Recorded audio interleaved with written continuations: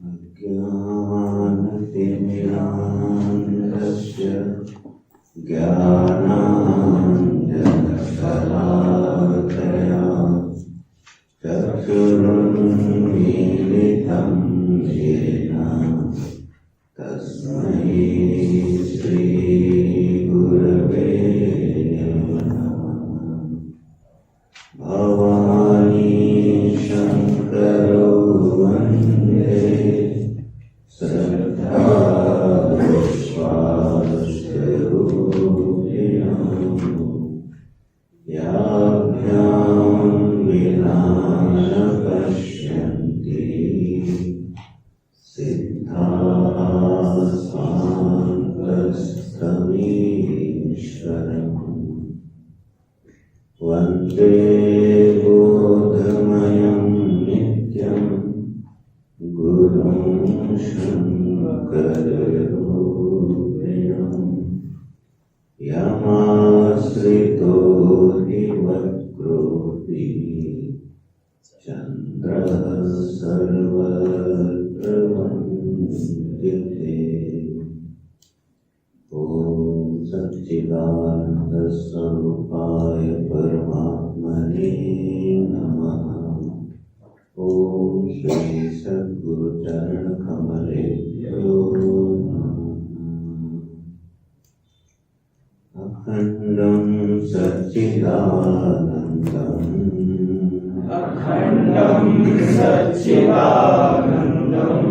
अवाङ्मनसगोचरम्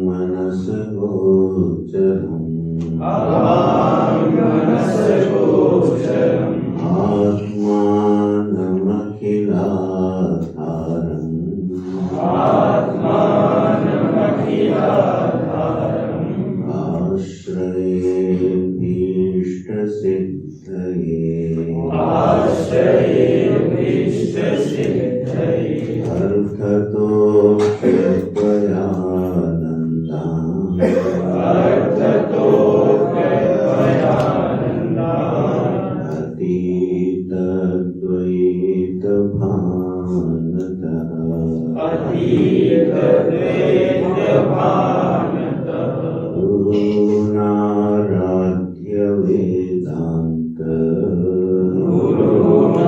गुरुनाराध्य वेदांत सारं वक्षे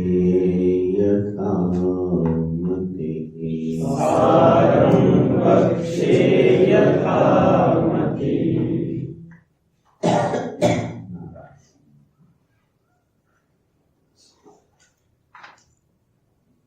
तो हम लोग ये विचार कर रहे हैं कि तत्त्वमसि जो महावाक्य है उसका अर्थ जहत और अजहत दोनों लक्षणों को मिला के उस वाक्य का अर्थ बना कि तुम ब्रह्म हो, वह तुम हो, वह हो, यह वाक्य बना।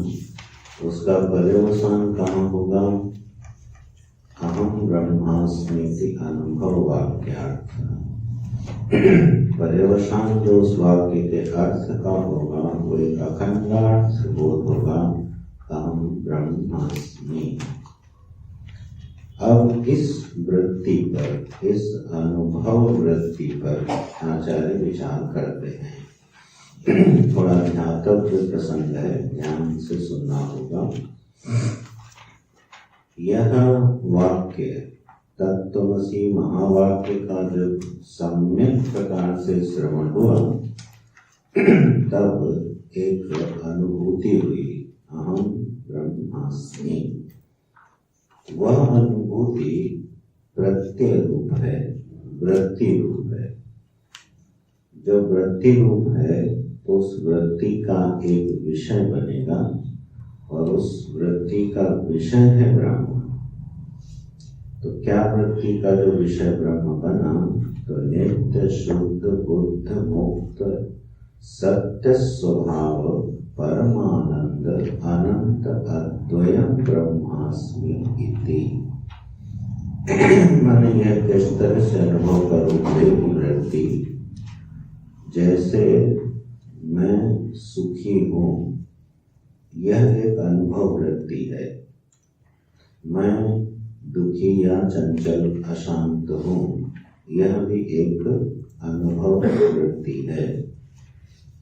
यह जो हमें अनुभव हो रहा है, यह होता है किसी भी विशेषण के साथ। मैं विद्वान हूँ, मैं मूर्ख हूँ, ये जो विशेषणों का अनुभव जब हो रहा है, उस समय हमारे अंतःकरण में क्या परिणाम हो रहा है। हमारे हृदय में, हमारे अंतःकरण में एक विषय की उपस्थिति हुई, विषय की उपलब्धि हुई। उस उपलब्धि के साथ तादात्म्य हुआ और फिर यह वाक्य बना, जैसे मैं विद्वान हूँ। अब यह जो अनुभव वृत्ति है, इस अनुभव वृत्ति का विषय है विद्या, उसके साथ तादात्म्य हुआ मेरा, तब मैंने कहा कि मैं विद्वान हूँ। इसी तरह से मैं सुखी हूँ। जब मुझे ये अनुभव हो रहा हो कि इस समय मैं सुखी हूँ, सुखानुभूति हो रही है, तो वहाँ सुख जो है वो विषयत्व उपलब्ध है। सुख नाम का विषय वह विषयत्व उपलब्ध है और हमने उसके साथ किया तादात्म्य, तब वाक्य बना मैं सुखी हूँ और ये मेरा अनुभव हो गया कि मैं सुखी हूँ। इस तरह से, इस रीति से पूरी जागृत अवस्था में और पूरी स्वप्नावस्था में हमारे हृदय में, अंतःकरण में वृत्तियां आती रहती हैं, उनके विषय उपलब्ध होते रहते हैं, उनके साथ तादात्म्य होकर तत्त अनुभव होते रहते हैं। यह एक सामान्य प्रक्रिया है। इसके लिए कोई अभ्यास नहीं करना पड़ता है कि अब मैं बैठ के सोचूंगा कि मैं दुखी हूँ अथवा मैं सुखी हूँ अथवा मैं विद्वान हूँ या मूर्ख हूँ। ये सोचना नहीं पड़ता है। वह वृत्ति मन में आती है, हमारे साथ तादात्म्यपन्न होती है, जुड़ती है और हमें एक अनुभव दे देती है कि मैं अमुक विषय हूँ। जैसे धन ही है और परोक्ष ले लो, तो मैं धनी हूँ, इस बात की जो अनुभूति है ये किसके साथ हुई? जब विषय में हमारे धन आया, मेरे पास जितना धन है वह मेरी वृत्ति में आरूढ़ हुआ, फिर उसके साथ हमने तादात्म्यापत्ति करी और हमने कहा कि मैं धनी हूँ। तो इस तरह से पूरी जागृत अवस्था में और पूरी स्वप्नावस्था में प्रत्ययों की एक धारा बहती रहती है। प्रत्यय माने वृत्ति, वृत्तियों की एक धारा बहती रहती है और उसी धारा के साथ मैं भी बहता रहता हूँ। ऐसा अनुभव है कि नहीं? जैसी वृत्ति वैसा मैं। बैठे बैठे ही वृत्ति दुखी हो जाता है और बैठे बैठे व्यक्ति सुखी हो जाता है। कभी आह्लादित अनुभव करता है, कभी विषादग्रस्त अनुभव करता है, कभी चिंता करने लगता है, कभी कल्पना करने लगता है।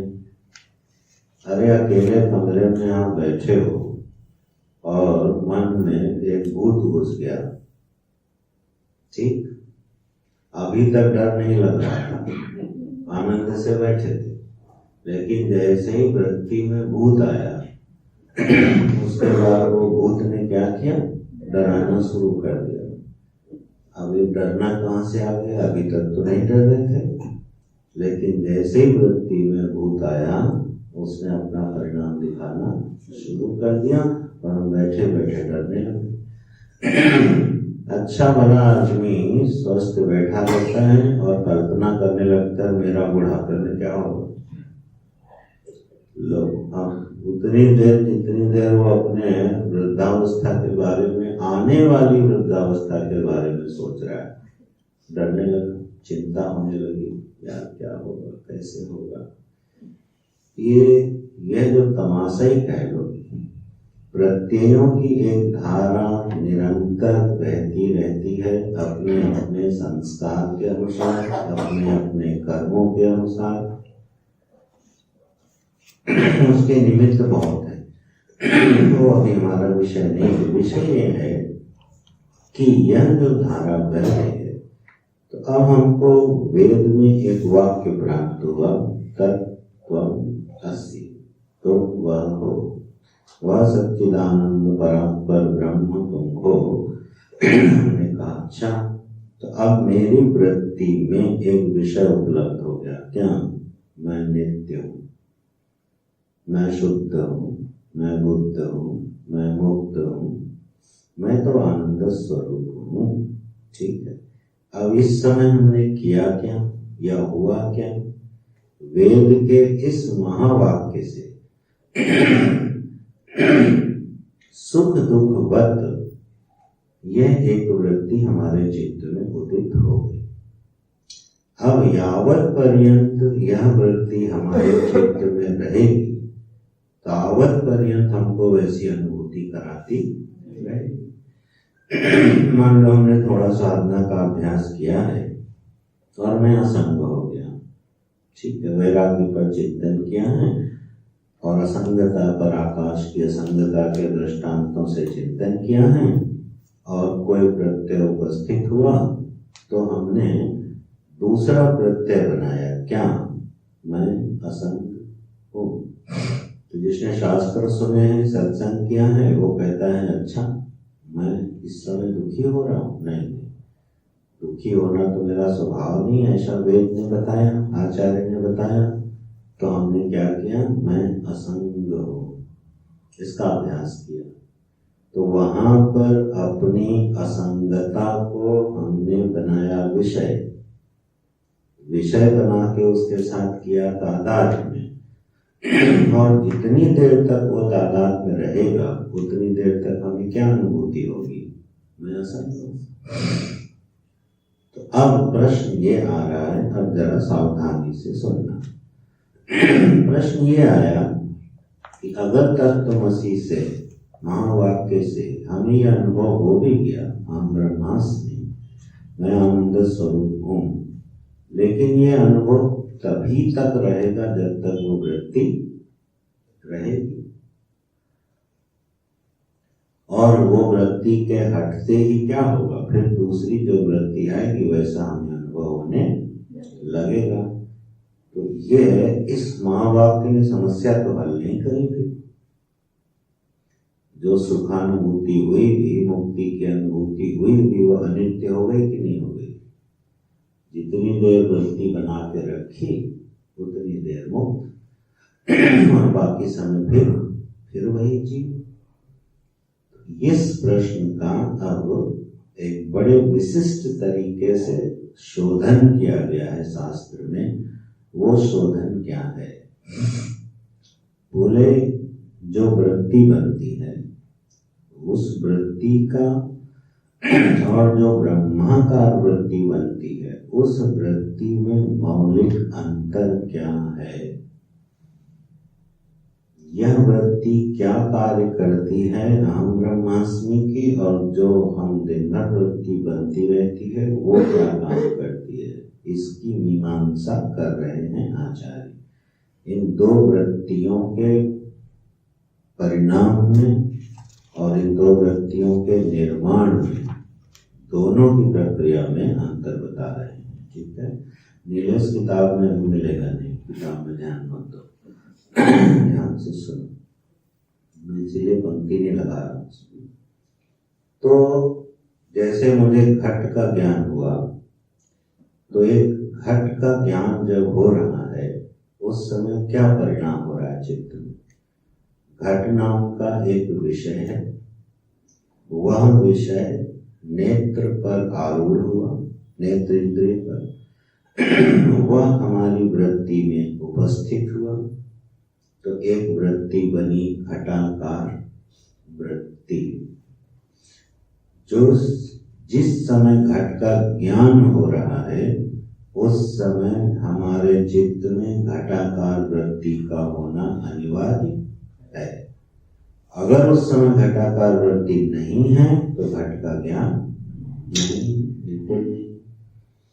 तो घट का ज्ञान जिस समय हो रहा है उस समय नेत्र प्रमाण से आरूढ़ होकर घटना का जो विषय है, आकृति है, वो हमारे अंतःकरण में तद्रूप हो गई, तो घटाकार वृत्ति बन गई।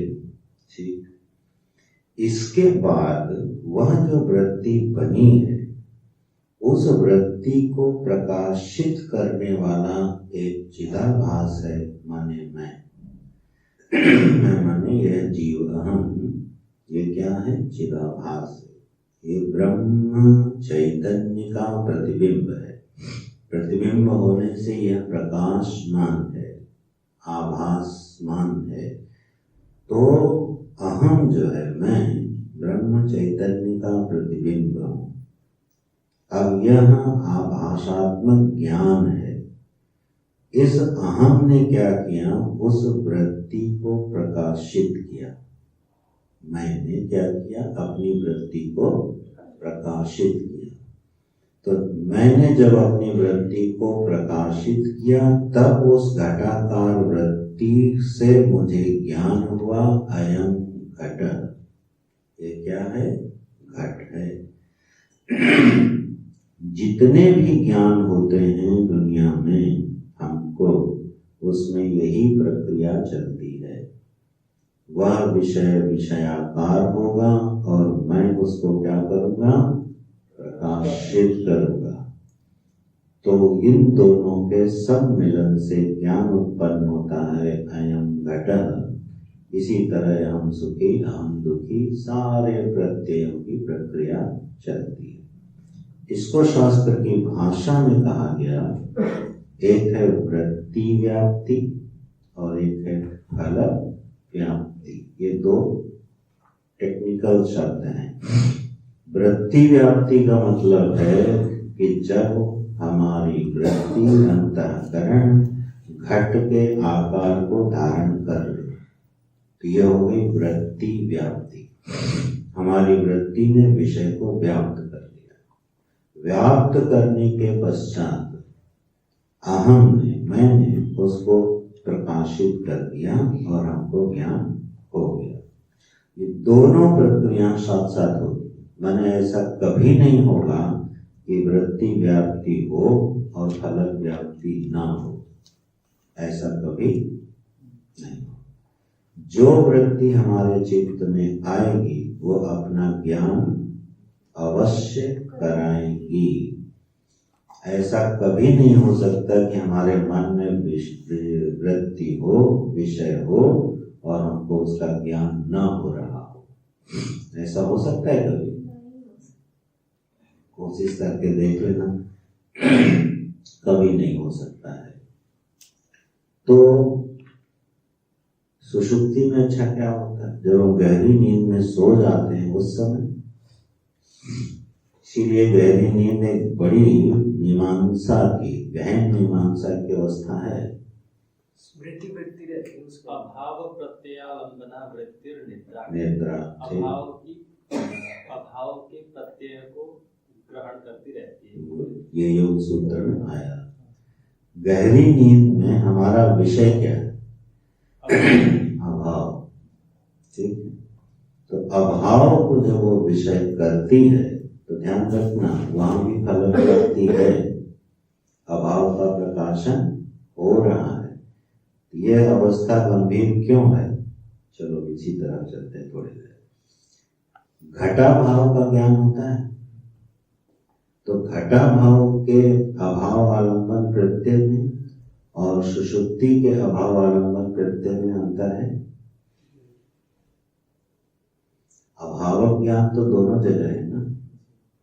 घट का अभाव हो रहा है, यहाँ पर घड़ा नहीं है, ये ज्ञान हुआ ना। यहाँ घड़ा नहीं, अभाव हो गया। तद्वत क्या सुषुप्ति का ज्ञान होता है? नहीं होता है। तो इसका मतलब उसमें कुछ विशेषता और है। ठीक है। अभाव का प्रकाशक घटा भाव का जब हमको ज्ञान हो रहा है, उस समय घट का अभाव हमारी हमारी वृत्ति में विषय बना, ठीक, और उस विषय को हमने क्या किया, प्रकाशित किया। तो अभाव नाम के विषय को जब प्रकाशित किया तो घटा भाव है, ये ज्ञान हो गया। जिस समय घटा भाव का ज्ञान हो रहा है उसी समय ये भी ज्ञान हो रहा है कि हमको अभाव का ज्ञान हो रहा है। लेकिन गहरी नींद में ऐसा नहीं होता। गहरी नींद में भी अगर उसी तरह अभाव का ज्ञान होवे तो हमको गहरी नींद में भी मालूम होना चाहिए कि इस समय मैं गहरी नींद में सो रहा हूँ। और अगर ये मालूम चला तो सो कहाँ रहे, ठीक है। इसलिए देखो नींद कितनी विशिष्ट अवस्था है मीमांसा के लिए, ठीक है। तो वहाँ कार्य करण संघात दोनों प्रत्ययों का अभाव होता है। साक्षी से प्रकाशित होने के कारण जिस अहम को फल व्याप्ति हो रही है उस फल व्याप्ति का भी अभाव हो जाता है, और उस अभाव का प्रकाशक साक्षी के रूप में मैं विद्यमान रहता हूँ। इसलिए हमको सुषुप्ति काल में सुषुप्ति का ज्ञान नहीं होता, लेकिन अभाव ज्ञान हो रहा है। अच्छा, तो हम विषय ये चल रहा है कि मुझे अपनी नित्यता का, शुद्धता का, बुद्धता का, इनका ज्ञान हुआ और घटपट का ज्ञान हुआ। दोनों में अगर वृत्ति व्याप्ति भी हो रही है, फल व्याप्ति भी हो रही है, तो दोनों वृत्तियां एक जैसी हो गई। और एक जैसी होने पर ये हमारे किसी काम की रहने वाली नहीं। ऐसी मुक्ति हमको चाहिए ही नहीं जो मेहनत करके बनाए, थोड़ी देर रहे और फिर क्या हो जाए, विदा हो जाए। ऐसी मुक्ति चाहिए किसी को? किसी को जेल से छुड़ाया जाए और उसको बोला जाए 10 मिनट बाद फिर अंदर आ जाना, कहेगा भैया 10 मिनट के लिए भी ना छोड़ो। क्यों 10 मिनट आजादी का सुख दोगे, हम अंदर ही ठीक हैं। ऐसी कोई मुक्ति चाहेगा क्या? गुरुजी, फल व्याप्ति का मतलब क्या? फल व्याप्ति का मतलब उस घटाकार वृत्ति का ज्ञान, उस विषय का ज्ञान, अवभाषक जो प्रकाशक है, ठीक है। ठीक है, यहाँ तक बात हो गई। अब यह एक विशिष्ट अंतर है, ये अगर समझ गए तो मुक्ति हाथ में आ जाएगी। सही कह रहा हूँ। ये प्रक्रिया अगर कोई सावधान साधक समझ जाए और इसका ठीक से अभ्यास कर ले तो बात बन सकती है। क्या कह रहे हैं आचार्य कि जब ब्रह्माकार वृत्ति बनाते हैं तो ब्रह्माकार वृत्ति क्या करती है? वो वृत्ति व्याप्ति तो होती है लेकिन फल व्याप्ति वहां पर नहीं होती। तो जब तक हमारी ब्रह्माकार वृत्ति ऐसी बन रही है कि वहां पर फल व्याप्ति भी हो रही है, तब तक अभी वो सही वृत्ति बन नहीं रही है, ठीक है। जैसे मैंने ध्यान किया, कहीं अभ्यास करके आए, ध्यान सिखाया गया, अपने मन को देखो, साक्षी हो जाओ, ये मन आ रहा है, वृत्ति आ रही है, जा रही है, ठीक है। अभ्यास किया, थोड़ी देर बाद हम देखने लगे, अब हाँ, ये वृत्तियों का मैं दृष्टा हूँ, इन वृत्तियों का मैं साक्षी हूँ। यहाँ अपने साक्षित्व की, दृष्टित्व की फल व्याप्ति भी है कि नहीं है? मैं ये जान रहा हूँ कि मैं इस समय दृष्टा हूँ। तो बोले वो तो जब दृष्टा होंगे तो जानेंगे ही कि मैं दृष्टा हूँ, मैं साक्षी हूँ, मैं असंग हूँ। तो फल व्याप्ति कभी पीछा छोड़ती दिखाई देती नहीं। और यही फल व्याप्ति ही हमारे समस्या का मूल है। तो यह व्याप्ति को कैसे तोड़ती है ब्रह्माकार वृत्ति? बोले इसमें वृत्ति व्याप्ति तो है और फल व्याप्ति नहीं है। बोले इसको समझें कैसे? तो आचार्य ने एक तो बड़े सुंदर दृष्टांत दिए। पहले दृष्टांत को देखो कि एक मान लो वस्त्र है, कोई एक पुष्प है, वस्त्र है, और वो घट के अंदर बंद है, उसके ऊपर घड़ा रखा, कोई पात्र रखा है, बंद है। अब हमको उस घड़े के अंदर रखे हुए पुष्प का ज्ञान नहीं हो रहा। क्यों नहीं हो रहा? क्योंकि घट से आच्छादित है। वह पुष्प किससे आच्छादित है? घट से। घट से आच्छादित होने के कारण, ढका होने के कारण पुष्प का ज्ञान हमको नहीं। पुष्प जब नेत्र में दिखे तब पुष्पाकार वृत्ति बने और तब पुष्प का ज्ञान होगा। बोले ठीक। तो हमने क्या किया? हमने ली एक टॉर्च और एक लिया डंडा, ठीक, और हमने डंडे से उस घड़े को गिरा दिया और टॉर्च जलाई, जली रही है टॉर्च, उससे क्या दिख गया? पुष्प। तो पुष्प को देखने में दो चीज लगी। क्या? डंडे से घड़े को गिराया और टॉर्च से पुष्प को देखा। तो ये है वृत्ति व्याप्ति और फल व्याप्ति। प्रमाण क्या करते हैं? आवरण को हटा देते हैं, ठीक। और फल व्याप्ति आम ब्रह्म का जो चिदंश है वो क्या करता है? टॉर्च है, उस पर प्रकाश मार देता है, तो हमको वस्तु का ज्ञान हो जाता है, ठीक। जैसे मान लो कोई वस्तु हमारे सामने है, नेत्र खुले हैं, फिर भी कई बार हमें ज्ञान नहीं होता, ठीक। क्यों? क्योंकि वहां पीछे फल व्याप्ति उपलब्ध नहीं होती, वृत्ति व्याप्ति भी नहीं, क्योंकि मन में कोई दूसरा विषय है। तो आंख के सामने होने पर भी दिखाई नहीं देता कई बार। तो अब इस प्रक्रिया में दो चीजें हुई। तो वृत्ति व्याप्ति क्या करती है? आवरण हटाती है। और फल व्याप्ति क्या करती है? उस विषय को प्रकाशित करती है। ये बात हो गई। अब इसी दृष्टांत में जरा बदलो। बोले उस घड़े के अंदर एक दीपक रखा हुआ है, ठीक। अब दीपक भी घड़े से आच्छादित है कि नहीं है? ठीक। अब हमने क्या किया? डंडे से दीपक घड़े को हटा दिया। अब वहां टॉर्च की जरूरत है? दीपक तो गुरुजी घड़े के अंदर बंद होगा, हाँ ठीक है, दिखाई नहीं देगा, उसके पास रोशनी नहीं है। तो हमने डंडे से क्या किया? घड़े को गिरा दिया। घड़े के गिरते ही अब दीपक अपना ज्ञान करा देगा कि नहीं करा देगा? जैसे ही घड़े का आवरण हटा, दीपक ने क्या किया? अपना ज्ञान करा दिया कि मैं यहाँ पर हूँ, ठीक। पहली दृष्टांत में क्या हो रहा था कि घड़े को हटाया भी और टॉर्च लगा के पुष्प को देखा, ठीक है। अब आओ ब्रह्माकार वृत्ति क्या करती है?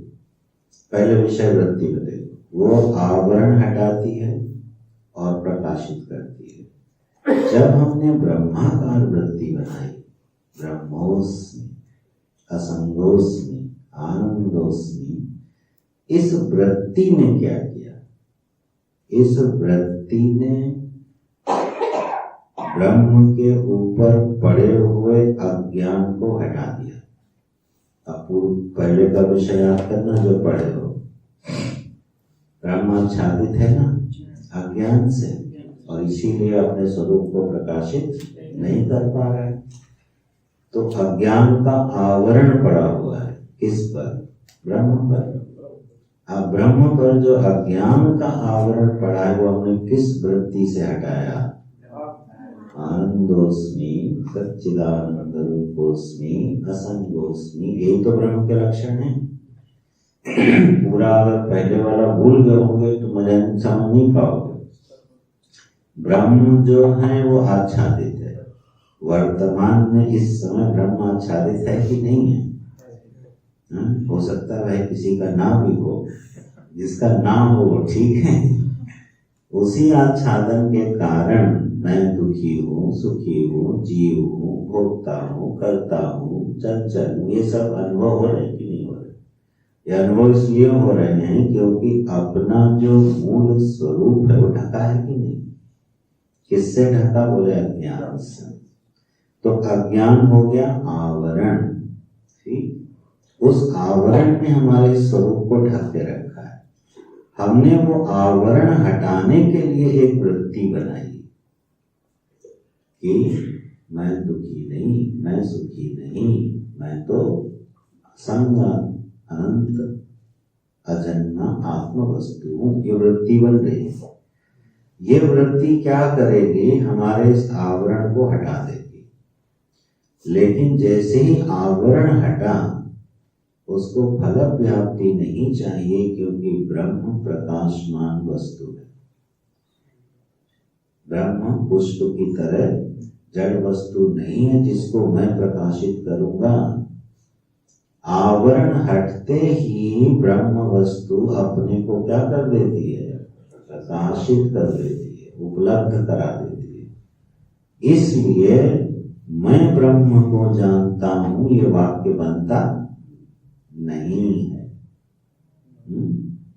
ये वाक्य अशुद्ध हो जाता है, क्योंकि ब्रह्म नित्य उपलब्ध एक प्रकाशमान वस्तु है। हमने क्या करना है? उस आवरण को हटा देना।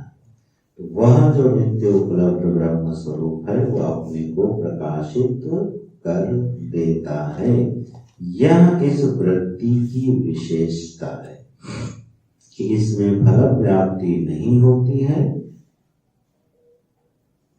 वृत्ति व्याप्ति होती है।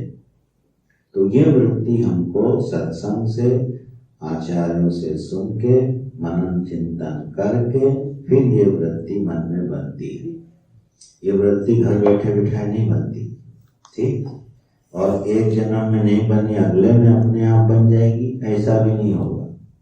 कोटि कोटि जन्म बीत जाएंगे, लेकिन ये वृत्ति अपने आप कभी बनेगी नहीं, क्योंकि ये संस्कार जन्य नहीं है। हमारे अंदर कहीं ये वृत्ति पड़ी है, और जब हमारे पुण्य जागेंगे तो ये वृत्ति अपने आप बन जाएगी, ऐसा कभी होने वाला नहीं। चाहे जितने बड़े धर्मात्मा हो जाओ, पुण्यात्मा हो जाओ, ब्रह्मा हो जाओ, लेकिन ये वृत्ति अपने आप कभी बनेगी नहीं। इसीलिए स्तुति प्रमाण से ही इसका बोध होता है, अन्य किसी प्रमाण से नहीं होता। अस्तु, तो मान लो ये सब हुआ और ब्रह्मास्मि वृत्ति बन गई। अब वह प्रत्यय हमारे अज्ञान के आवरण को छीन करेगा और हटाएगा।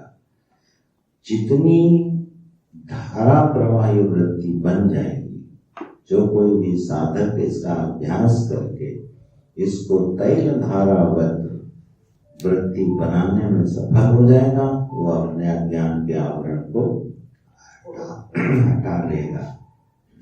बोले ये तो बड़ा अच्छा काम, ऐसी तो ये मुक्ति इतनी दुर्लभ है, दुर्लभ है, क्यों कर लो। कल मैं 1 घंटा बैठता हूँ और तैल धारावती वृत्ति बना लेता हूँ।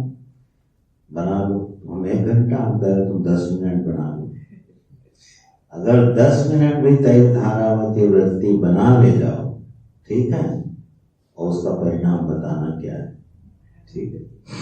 लेकिन ये वृत्ति आप 1 मिनट भी 2 मिनट भी जल्दी से बना नहीं सकते। इसीलिए जन्म पे जन्म बीतते जाते हैं और हमारा मन कहीं न कहीं उलझा रहता है।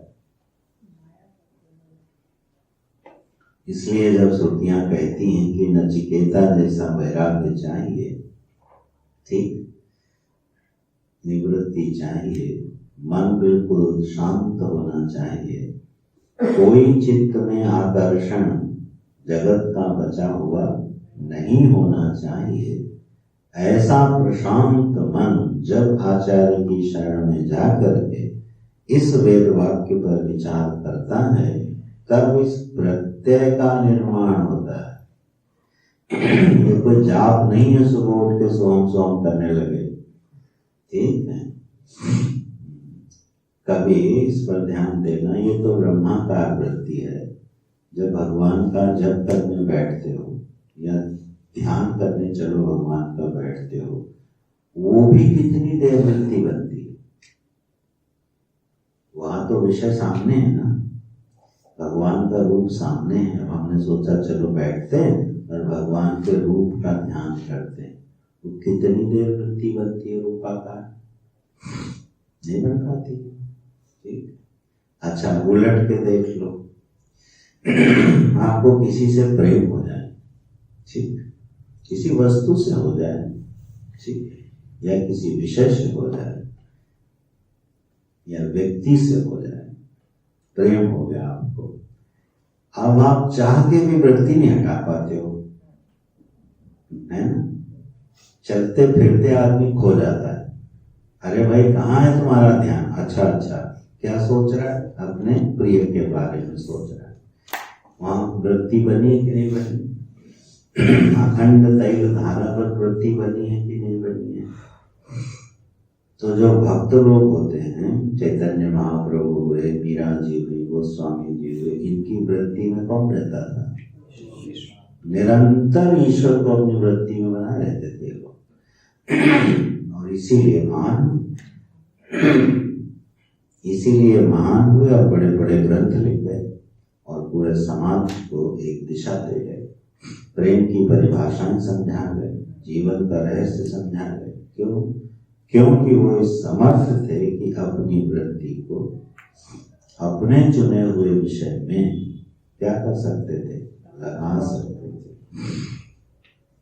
अब और ध्यान रखो, ईश्वर ने, भगवान ने इस वृत्ति को लगाना बनाना फिर भी आसान है, लेकिन ब्रह्मास्मि वृत्ति बनाना अत्यंत दुर्लभ है। भगवान की वृत्ति तो किसी भक्त से कथा सुनो तो कथा सुनते सुनते बन जाती है। कोई प्रेमी भक्त भगवान का नाम ले रहा हो, उनके लीला धाम का चिंतन कर रहा हो, कथा सुना रहा हो, आप उसी के साथ बह जाते हो, मन में वैसे भाव आने लगते हैं, ईश्वर दर्शन होने लगता है ना, रोमांच होने लगता है। क्यों? वृत्ति का निर्माण हो गया। अगर वृत्ति का निर्माण ना हो तो चाहे ब्रह्मा जी कथा सुना रहे हो, कुछ नहीं होगा। ठीक, अगर हमारे हृदय में वृत्ति नहीं उठी तो कथा सुनने का कोई मतलब नहीं है। तो ये जो ब्रह्मास्मि प्रत्यय है, इसने क्या किया, हमारे जन्म जन्मांतर के पड़े हुए अज्ञान को वहां से हटाया। और हटाने के बाद जो दुर्लभ घटना घटती है वो ये कि अब हमको ब्रह्म को प्रकाशित नहीं करना है, वह स्वभाव से प्रकाशित है। ये हो गई सहज उपलब्धि। इसके लिए बड़ा सुंदर दृष्टांत और आचार्य ने दिया इसी ग्रंथ में है कि जैसे दीपक की प्रभा है, वह अंधेरे कमरे में जलाओ तो पूरे विषयों को प्रकाशित कर देती है। अंधेरे कमरे में आप दीपक जलाओ तो सारे विषय प्रकाशित हो जाते हैं। बड़ी महिमा है दीपक की। लेकिन उसी दीपक से सूर्य को प्रकाशित करने चलो, धूप में लेके निकल जाओ बाहर, तो अब उस दीपक का क्या हाल है? उस दीपक की प्रभा सूर्य की प्रभा में विलीन हो गई, अभिभूत हो गई। हो गई कि नहीं हो गई? दीपक ने सूर्य को प्रकाशित नहीं किया, सूर्य ने दीपक के प्रकाश को अपने में मिला लिया। जब यह वृत्ति बनाने में हम सफल हो जाते हैं, अज्ञान का आवरण हटाने में सफल हो जाते हैं, ब्रह्माकार वृत्ति बनाने में सफल हो जाते हैं, तो वह हमारा अहम जो चिदाभास है, जो जगत को प्रकाशित कर रहा था, वृत्तियों को प्रकाशित कर रहा था, वह ब्रह्म से अभिभूत होकर विलीन हो जाता है। फिर उसकी अपनी कोई पृथक सत्ता बचती नहीं है। उसका अहम, उसका व्यक्तित्व, उसकी इंडिविजुअलिटी क्या होती है? नष्ट हो जाती है। तो अहम को नष्ट करने की जो प्रक्रिया है, वह इस प्रक्रिया के अलावा इस भूमंडल पर, इस ब्रह्मांड में कोई दूसरी, इस विज्ञान को समझ लेना मन में। अगर इसका तोड़ मिले तो जरूर उसको बताना। हमने मन में भगवान को विषय बनाया और भगवान की कृपा से बना ले गए और हमारे चित्त में नंदनंदन बांके बिहारी खेलने लगे, बड़ा आनंद हुआ। इसके बाद जब हम उठे तो बिहारी जी हमारे हृदय से चले गए कि नहीं चले गए? गए ना। अब घर का काम करना है, पढ़ाई करनी है, नौकरी करनी है। बिना वृत्ति बनाए कोई काम कर सकते हो? अगर हमको बाजार जाना है तो वृत्ति ही जाएगी पहले मन में कि नहीं, और फिर साधन आएंगे। उस समय बिहारी जी कहाँ गए? बोले नहीं, हम सदा बिहारी जी को रखेंगे। तो जिस समय बिहारी जी होंगे उस समय कुछ काम नहीं कर पाओगे, क्योंकि मन में एक काल में एक ही प्रत्यय रहेगा। चाहे वो क्षणांतर का काल हो, लेकिन एक काल में एक ही प्रत्यय रहेगा। चाहे जगत का प्रत्यय रख लो, चाहे ईश्वर का प्रत्यय रख लो। तो जितनी देर हम उपासना करते हैं, ध्यान करते हैं, भगवान का चिंतन करते हैं, उतनी देर तो प्रभु रह गए।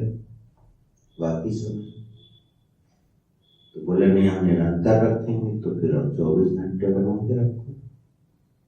ये संभव है? धरातल पर खड़े होकर देखना, ये संभव दिखाई नहीं देता है। हमसे एक बार किसी बहुत बड़े सर्जन ने पूछा, डॉक्टर साहब ने, कि स्वामी जी मां मनुस्मृति उद्देश्य, भगवान ने गीता में कहा मेरा स्मरण करो और युद्ध करो। बोले अगर स्मरण करेंगे तो युद्ध कैसे करेंगे? ठीक, बड़ा सुंदर प्रश्न है। गीता में भगवान आदेश दे रहे मां मनुस्मर युद्ध। तो बोले अगर मैं ऑपरेशन कर रहा हूँ और उस समय मैं ठाकुर जी का स्मरण करने लगूं तो पेशेंट तो निपट जाएगा। एक कैंची भी बारीक सी भी इधर उधर चली गई, मरीज तो गया। बोले उस समय तो माने गलती से भी भगवान हमारे मन में नहीं आने चाहिए। तो ये गीता का वाक्य कैसे सधेगा? मां मनुस्मर युद्धे च। सब में भाव करना, सभी में भाव, वो भी प्रत्यय। बिना वृत्ति बनाए आप किसी का अनुभव नहीं कर सकते। ये नियम, अकाट्य नियम बांध के देखो। गहरी नींद में हमारी वृत्ति में कोई विषय नहीं होता और इसलिए हमको किसी का ज्ञान, ना भगवान का ज्ञान होता है, ना अपना ज्ञान होता है और ना जगत का ज्ञान होता है। क्यों नहीं होता? क्योंकि वहां वृत्ति में हमारी विषय अभाव है, इसीलिए अभाव का ही ज्ञान होता है। आत्मत्वेन कृष्ण स्मरण करने से, हाँ, आत्मत्वेन अगर कृष्ण का स्मरण करना है तो कृष्णो हम इसी के बाद हो सकता है ना।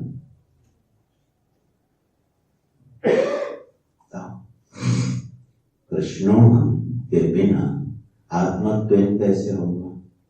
आत्मत्वेन में तादात्म्यपत्ति तो है। ठीक है, बोले नहीं, अच्छा चलो नहीं, बहुत इस पर मीमांसाएं होती, करनी चाहिए। बोले अच्छा एक बात बताओ, मैं मनुष्य हूं कि नहीं? इसमें संदेह है क्या? संदेह तो नहीं है ना, मैं मनुष्य हूं। अब मैं मनुष्य हूं इस बात का हमें दिन भर अनुभव होता है क्या? मैं मनुष्य हूं ये एक निरंतर अनुभव है कि नहीं है? लेकिन क्या हमारे प्रत्यय में आरूढ़ रहता है? माने दिन भर हमारी वृत्ति में रहता है क्या? तो इसका मतलब जिस समय वृत्ति में आए कि मैं मनुष्य हूं, उसी समय मुझे ज्ञान होना चाहिए कि मैं मनुष्य हूं। लेकिन मैं मनुष्य हूं एक ऐसा निरंतर अव्यक्त ज्ञान है कि नहीं? ये कब प्रकट होता है? जब सामने वाला बोल दे आदमी हो कि जानवर, तब आपको क्रोध आता है, अरे मैं आदमी क्या समझ रखा है तुमने? उस समय आ गया ना ज्ञान, अरे मैं तो मनुष्य हूं। इसका मतलब एक निरंतर अनुभूति ऐसी भी है जो प्रत्यय पे चढ़े बिना हमारा हिस्सा बनी है कि नहीं बनी। तो माम अनुस्मरुद्देश्य के दो धरातलों पर अर्थ हैं। जो तुमने आत्मत्व कहा उसका दर्शनार्थ ये है, मैं मनुष्य हूँ, ये मेरी बुद्धि में इस कदर घुसा हुआ है कि मुझे दिन भर याद करने की जरूरत नहीं। मैं परमात्मा का हूँ, परमात्मा मेरे हैं, मैं उनका निमित्त हूँ, उनकी सेवा के लिए ही मैं जीवन जी रहा हूँ। यह प्रत्यय इतना प्रगाढ़ हो गया कि हमारे अनुभूति का हिस्सा बन गया। अब हमको दिन भर याद करने की जरूरत नहीं है। तो माम अनुस्मर युद्धेचा हो। प्रहलाद जी हैं, ध्रुव जी हैं, भरत जी हैं। अब भरत जी जब राज्य कर रहे हैं अयोध्या का, तो एक क्षण भी उनको ये प्रत्यय नहीं है कि मैं अयोध्या का राजा हूं, मैं भगवान का सेवक हूं। लेकिन जब प्रजा को दंड देते हैं, शासन व्यवस्था संभालते हैं, तो राजा बन के करते हैं कि नहीं करते। लेकिन निरंतर ये बात उनके हृदय में है कि ये राज्य मेरा नहीं, मैं तो प्रभु का सेवक हूँ। तो एक प्रत्यय जीवन में ऐसा प्रगाढ़ बनाया जा सकता है कि जो हमारी पहचान बन जाए। लेकिन ध्यान रखना, ये ब्रह्म ज्ञान नहीं है। और हम लोग अभी किस पर चर्चा कर रहे हैं? ब्रह्मास्मि, सर्वोत्तम दुर्लभतम ज्ञान इसको इसीलिए कहा जाता है। आप भगवान से इतना गाढ़ा प्रत्यय बना लो, उद्धव की तरह प्रत्यय बना लो, ठीक है, तब भी भगवान आखिरी में उद्धव को क्या सिखाते हैं? ब्रह्म विद्या सिखा के गए कि नहीं गए? उद्धव जी ने भगवान से कहा, मैं आपके बिना एक क्षण भी रह नहीं सकता, आप मुझे छोड़ के मत जाइए, अब आप जा रहे हैं तो हमको भी ले चलिए। भगवान ने कहा, नहीं, तुमको बद्रिकाश्रम में रहना है तो वहां जाओ। और फिर उद्धव जी को एकादश स्कंध में भागवत में पूरा ब्रह्म ज्ञान दिया, यही विद्या सिखाई। और ये सीखते के बाद उद्धव जी का वियोग जनित स्मरण, जो दुख था वो खत्म हो गया और वो ब्रह्मानुभूति से संपन्न होकर भगवत भक्ति भाव में डूबे हुए बद्रिकाश्रम चले गए। तो अब देखो, पहले तो यही प्रत्यय बनाना जीवन की बहुत बड़ी उपलब्धि है, मैं प्रभु का सेवक हूँ, यहाँ मेरा कुछ नहीं है, सब मेरे प्रभु का है और मैं उनके लिए काम कर रहा हूँ। ये प्रत्यय बनाना आसान है। जो लोग गुरुकुल निवास करते हैं, गुरुओं की सेवा में रहे हैं, आचार्यों के साथ रहे हैं, उनको बड़े आसानी से ये प्रत्यय बन जाता है। ठीक है, ये बनाया जा सकता और ऐसे ही जीवन जीना चाहिए। लेकिन अभी हमारे अपने विषय में यह प्रत्यय भी हमारे अज्ञान का नाशक नहीं बना। कौन सा? मैं प्रभु का हूँ और प्रभु मेरे। यह वृत्ति भी आप दिन भर बना के रखो, अपने जीवन का अनुभव बना लो, लेकिन फिर भी ये अज्ञान को नष्ट नहीं कर सकती। क्यों? क्योंकि यहाँ वृत्ति व्याप्ति भी है और फल व्याप्ति भी। ये सिद्धांत याद रखना। जिस वृत्ति में वृत्ति व्याप्ति तो हो और फल व्याप्ति ना हो, वह वृत्ति विशिष्ट ब्रह्माकार वृत्ति कही जाती है। अब यह प्रत्यय, यह वृत्ति जब बनती है तो जैसे तंतुओं से मिल के पट बना है और अगर उसमें आग लगा दो, अग्नि प्रज्वलित कर दो तो कपड़ा जल जाता है। कपड़ा के जलने से तंतु भी जल जाते हैं। ठीक, किसी कपड़े में आग लगा दो तो कपड़ा जल जाए और तंतु बच जाए, ऐसा तो होता है। तंतु से पट बना, पट जला तो तंतु भी जल गए। इसी तरह यह वृत्ति क्या करती है? ब्रह्माकार वृत्ति हमारे अज्ञान को और अज्ञान के कार्य को जला डालती है। ठीक है, अग्निवत मानो ये वृत्ति होती है। ये हमारे सारे संशय को, सारे अज्ञान को क्या करती है? भस्म कर देती। आवरण हटा देती है।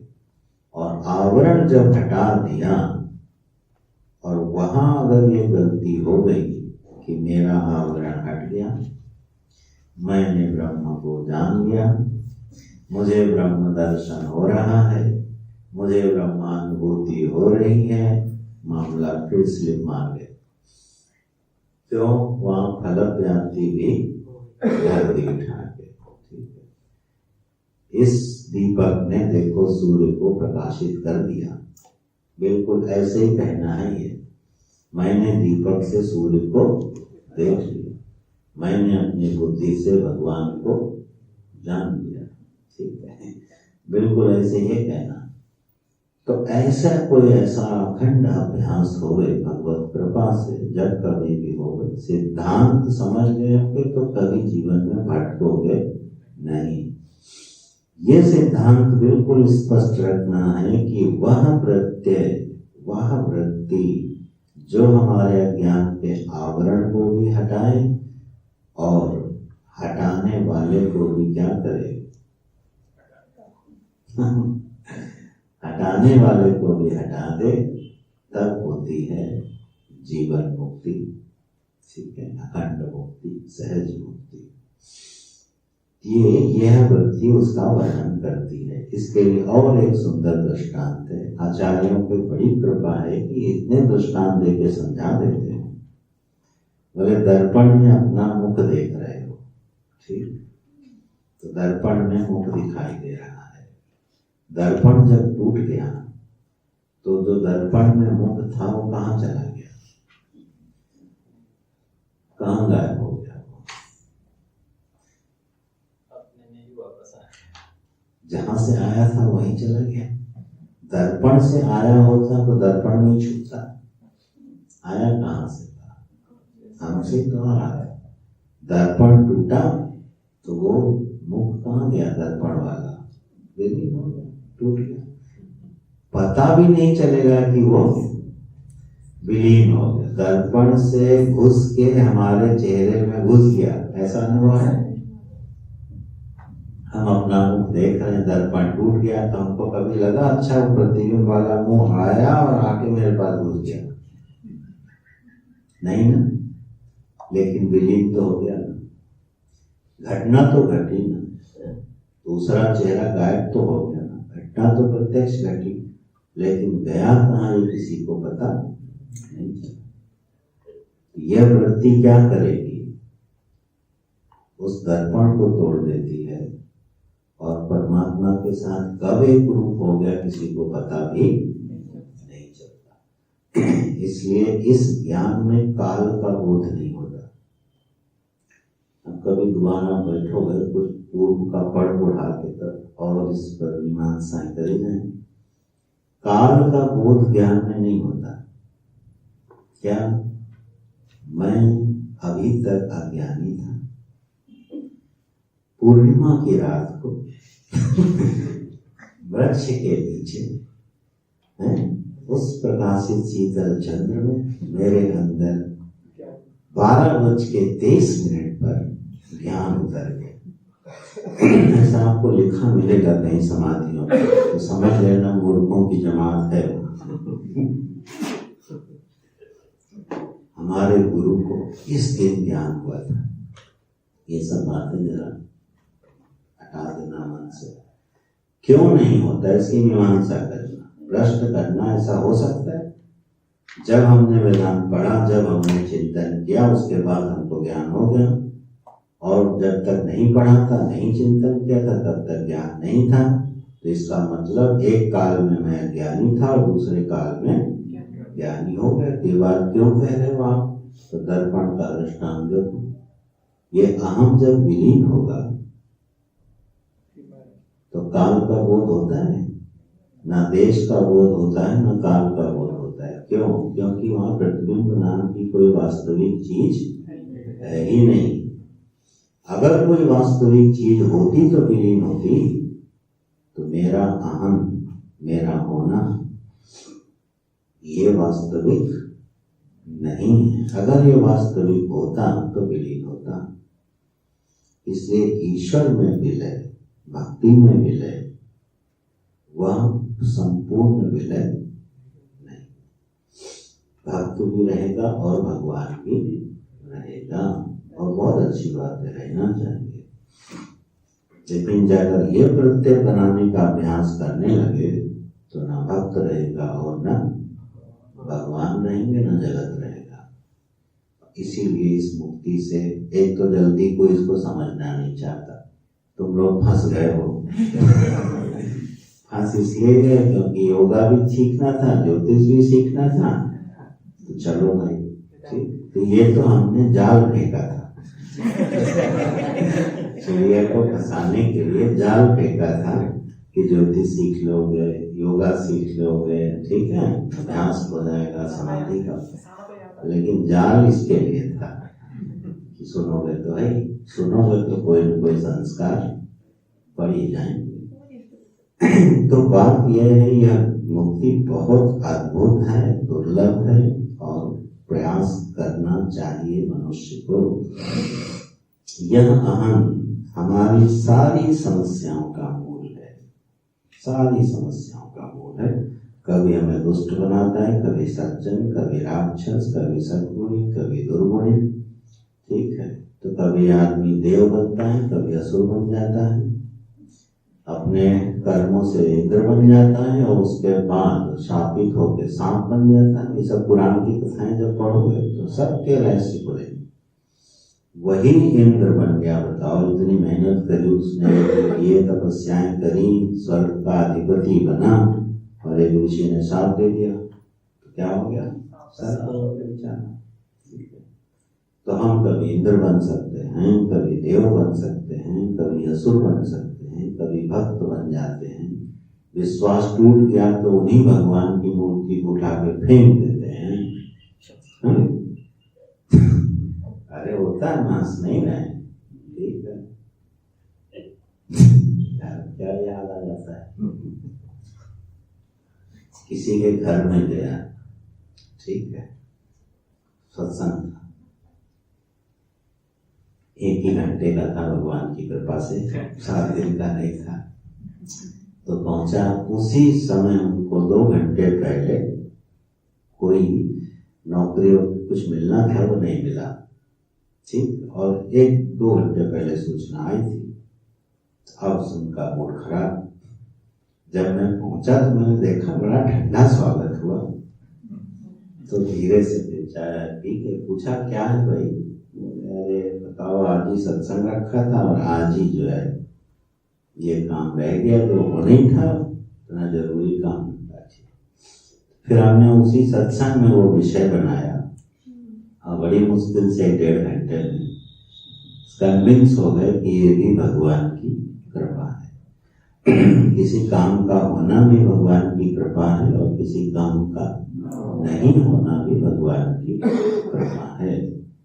तो हम ये बात कह रहे हैं कि कभी आप सत्संगी बन जाओगे, विश्वास टूट गया तो सत्संग छोड़ दोगे, भगवान के भक्त बनोगे, भगवान ने बहुत दिनों तक परेशान किया तो पूछने लगोगे, भगवान है भी क्या?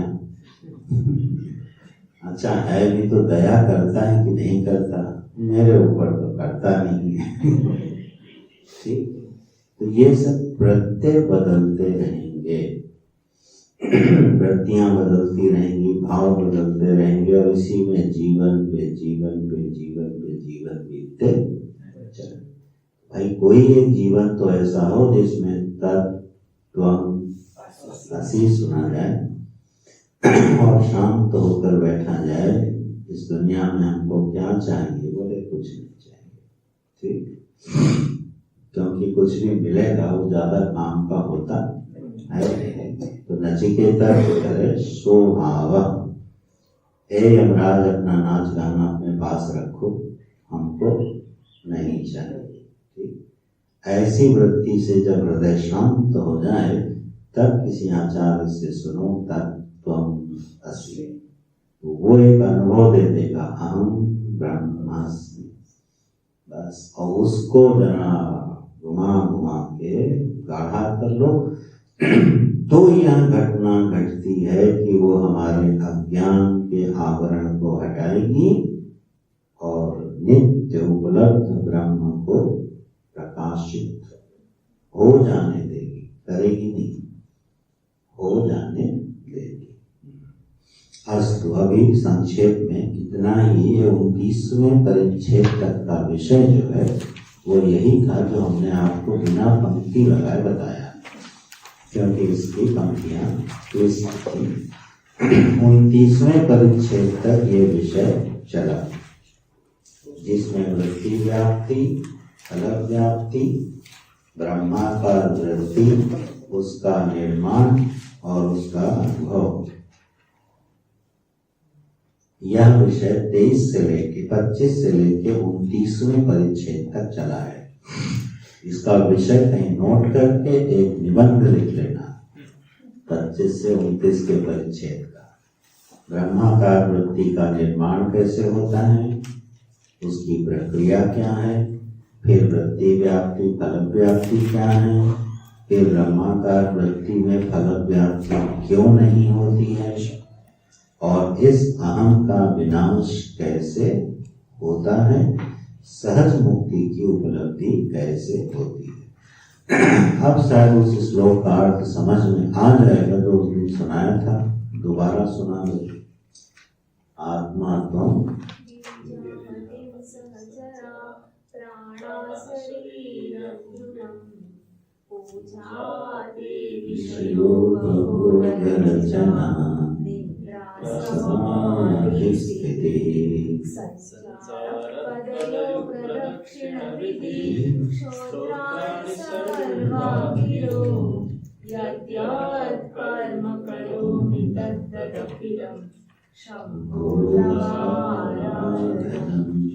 ये जो श्लोक है उससे फिर निद्रा समाधि, ये है सहज मुक्ति, शिव मानस पूजा का मंत्र, क्योंकि उपासना का मंत्र है ब्रह्म बोध से जुड़ा हुआ है।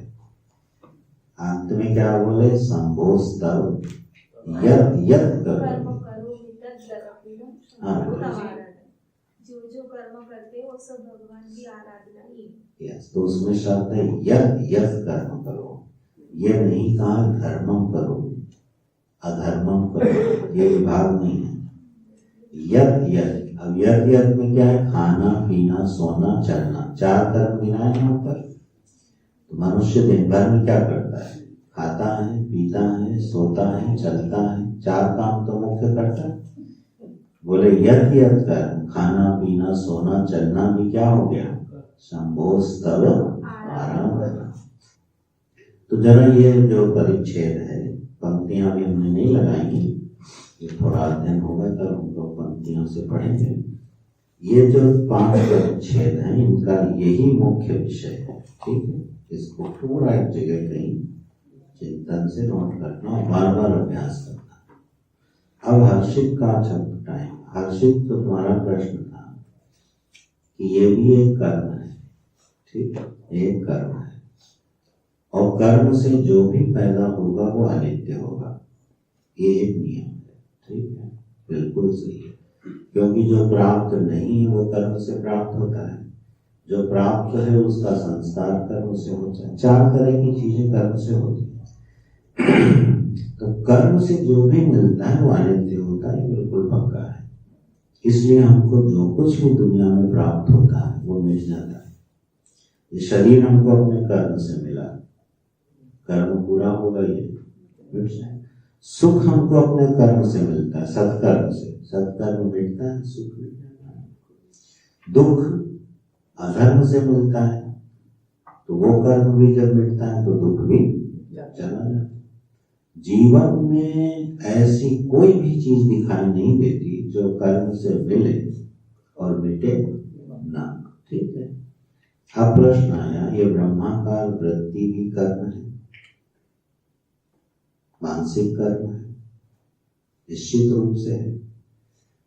हम सुन रहे हैं, फिर हम प्रयास पूर्वक अभ्यास करके उस वृत्ति का निर्माण कर रहे, तो वृत्ति के निर्माता है कि नहीं।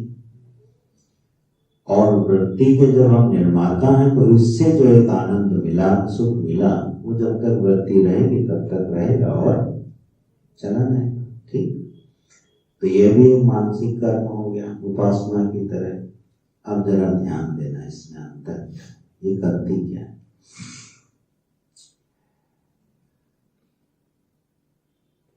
जैसे एक सरोवर है और सरोवर के ऊपर काई लगी, ठीक, आपको जल पीना है, प्यास लगी है, आप ढूंढते हुए सरोवर तक पहुंचे, ये सब कर्म कर रहे हो।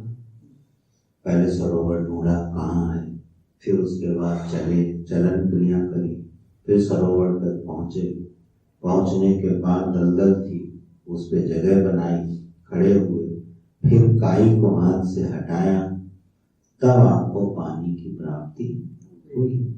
अब एक चीज ध्यान देना, इतना कर्म करने के बाद जो आपको पानी की प्राप्ति हुई, वो पानी पहले से उपलब्ध था कि आपके कर्म से बना है? उपलब्ध था। हमारे कर्म ने सरोवर का पानी बनाया नहीं, हमारे कर्म ने क्या किया? वो प्रतिबंध हटाए। सरोवर का जल तो पहले से था। ये ब्रह्माकार वृत्ति क्या करती है? ये अज्ञान के आवरण को हटाती है, आनंद को पैदा, ये नित्य उपलब्ध आनंद के साथ एक कर देती। समझ आ गया?